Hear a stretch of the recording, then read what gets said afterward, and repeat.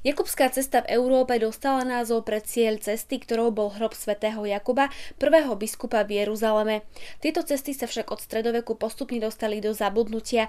Pred 20 rokmi nimi prešlo asi len 5000 pútnikov. Od roku 2000 je znovu objavovaná. Minulý rok bolo cez 250 000 pútnikov a jej renomé alebo jej príťažlivosť stále rastie.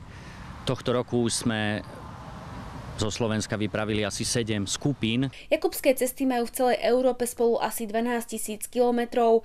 Pútnici sa na ne vyberajú z rôznych kútov krajiny. Pre zvýšený záujem sa začali aj na Slovensku budovať tieto cesty. Nie všetky ale vedú až do Kompostely. Hlavná trasa vedie z Košíc cez celé Slovensko do Trnavy, Bratislavy, napája sa na rakúsku Jakubskú cestu vo Wolfstal.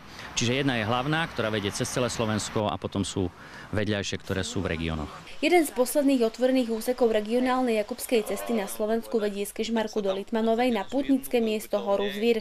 Vedie cez Vyšné Ružbachy, ktoré sú pre turistov zaujímavé svojou históriou, sochárskym sympóziom či liečivými prameňmi a bazénmi s minerálnou vodou. Každý pútnik, ktorý ide po Jakubskej ceste, má takýto zápisník, kredenciál sa nazýva, pútnický zošit, kde si zbiera pečiatky na vyznačených pútnických miestach. Kým v minulosti týchto pútnikov prichýlili ľudia z miest, cez ktoré sa putovalo, dnes im hotely a reštaurácie ponúkajú rôzne zľavy a výhody. Význam svetojakubských ciest tak nie je v súčasnosti len duchovný. Mnohí ľudia sa tejto púte zúčastňujú, aby spoznali aj rôzne historické pamiatky.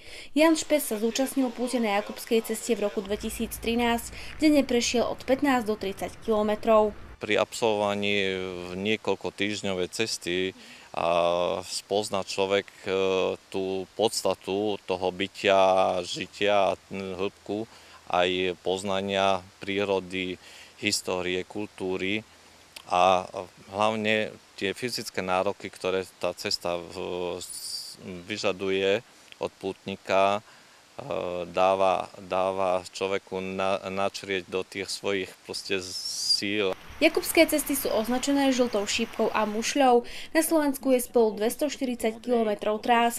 Mnohé sa dajú absolvovať aj na bicykloch. Najnovšie chcú sprístupniť aj ďalšiu regionálnu cestu z Prešova do Levoče. Alena Dudláková, RTVS.